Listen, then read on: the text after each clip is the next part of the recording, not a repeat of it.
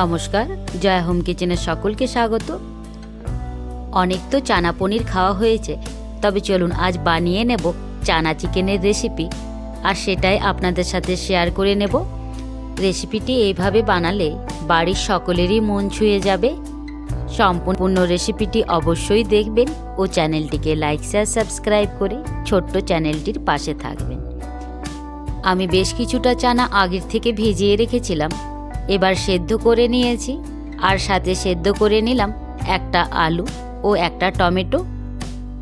এবার আমি কিছুটা চিকেনের পিস ছোট ছোট করে কেটে তার মধ্যে হাফ পাতিলেবুর রস, সামান্য একটু থেতো করে নেওয়া আদা আর বেশ কিছুটা থেতো করে রাখা রসুন ভালোভাবে মাখিয়ে নেব।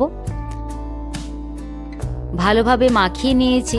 এবার 10 থেকে 15 মিনিটের জন্য ঢাকা দিয়ে রেখে দেব, আর ততক্ষণে তৈরি করে নেব একটা মশলা।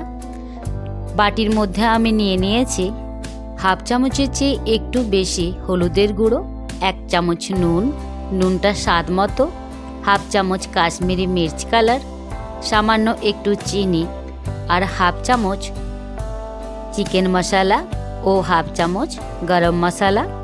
ভালোভাবে জল দিয়ে পেস্ট বানিয়ে নেব। গ্যাসের চুলায় চাপিয়ে দিয়েছি কড়া, বেশ কিছুটা সর্ষের তেল দিয়ে দেব। তেলটা গরম হতে থাক, ততক্ষণে আমি সেদ্ধ করে রাখা আলু আর টমেটো হাতের সাহায্যে ম্যাশ করে নেব।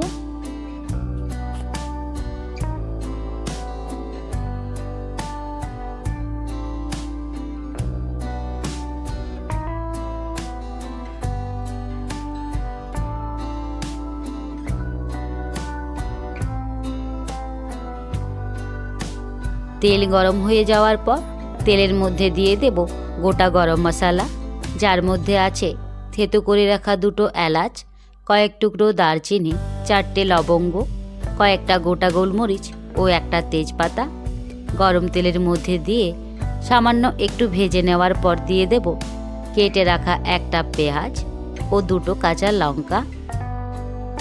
পেঁয়াজগুলো নরম না হওয়া পর্যন্ত ভেজে নিতে হবে।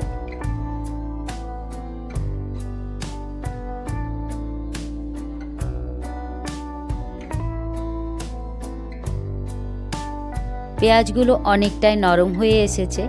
এখন আমি দিয়ে দেব আদা, রসুন ও লেবুর রস মাখিয়ে রাখা মাংসের টুকরোগুলো। এবার মাংসের টুকরো দেওয়ার পর সামান্য একটু পেঁয়াজের সাথে ভেজে নেব।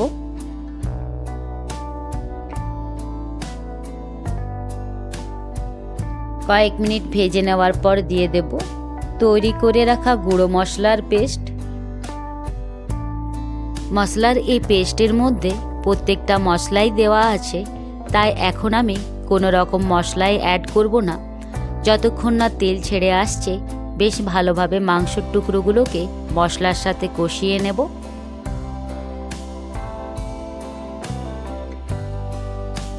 বেশ কিছুক্ষণ ভালোভাবে কষিয়ে নেওয়ার পর তেল ছেড়ে এসেছে। এখন আমি মাংসের টুকরোগুলোকে সেদ্ধ করার জন্য হাফ বাটি দিয়ে দেব জল দিয়ে একটা ঢাকা দিয়ে গ্যাসের আঁচ মিডিয়ামে করে দেব।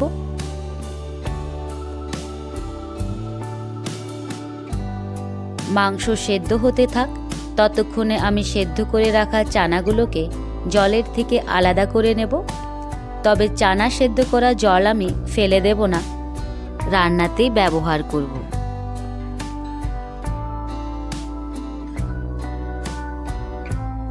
পাঁচ মিনিটের মতো মিডিয়াম আঁচে ঢাকা দিয়ে রেখেছিলাম। চিকেনের টুকরো সেদ্ধ হয়ে গেছে ও খুব সুন্দর একটা কালারও চলে এসেছে। এখন আমি কষানো মাংসের মধ্যে দিয়ে দেব সেদ্ধ করে রাখা চানা দিয়ে মশলার সাথে বেশ ভালোভাবে চানাগুলোকে মিশিয়ে নেব। তার জন্য সামান্য একটু মশলার সাথে চানাগুলোকে কষিয়ে নিতে হবে।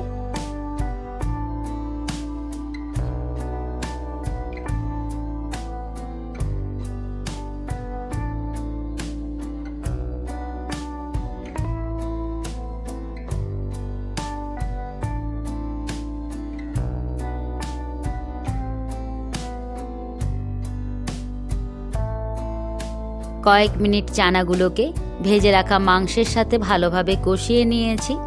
এখন আমি চানার মধ্যে দিয়ে দেব ম্যাশ করে রাখা আলু আর টমেটো। আলু আর টমেটো চানার সাথে ভালোভাবে মিশিয়ে নেব।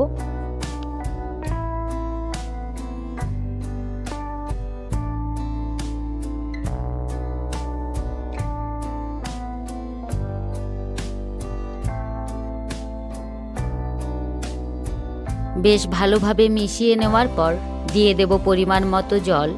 তবে এই জলটা চানা সেদ্ধ করা জল। জলটা আমার কম মনে হচ্ছিল, তাই আমি পরে আবারও কিছুটা জল অ্যাড করে নিয়েছি। এবার আমি একটা ঢাকা দিয়ে কিছুক্ষণ হাই হিটে ফুটিয়ে নেব।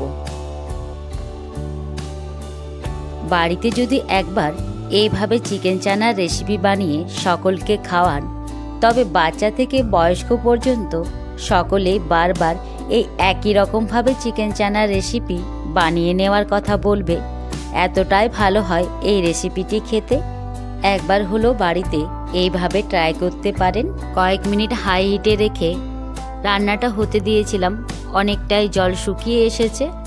এখন আমি দিয়ে দেব হাফ চামচ গোলমরিচের গুঁড়ো, হাফ চামচ মিট মশলা, কিছুটা গরম মশলা আমি আগে ব্যবহার করেছি, তাই এখন আমি খুবই অল্প পরিমাণে গরম মশলা দিয়ে দিয়েছি। আর দিয়েছি বেশ কিছুটা কেটে রাখা ধনেপাতা।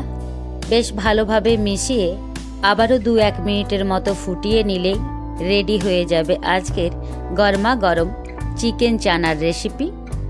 এইভাবে যদি বাড়িতে চিকেন চানা বানিয়ে নেন, খেতে অসম্ভব সুন্দর হয়। আর বাইরে গিয়ে চিকেন চানা বা চিকেন ঘুগনি খেতে মনেই চাইবে না। এতটাই ভালো হয় বাড়িতে বানানো এই চিকেন চানার রেসিপিটি। আজকের এই রেসিপিটি আপনাদের ভালো লাগলে অবশ্যই লাইক ও কমেন্টের মাধ্যমে তা জানাতে ভুলবেন না। আর বাড়িতে একবার হলো এইভাবে চানা চিকেন বানান, আর তা খেতে কেমন হয়েছিল অবশ্যই জানাবেন কমেন্টের মাধ্যমে। রেসিপিটি ভালো লাগলে চ্যানেলটিকে লাইক শেয়ার সাবস্ক্রাইব করে চ্যানেলটির পাশে থাকবেন। ধন্যবাদ সকলকে।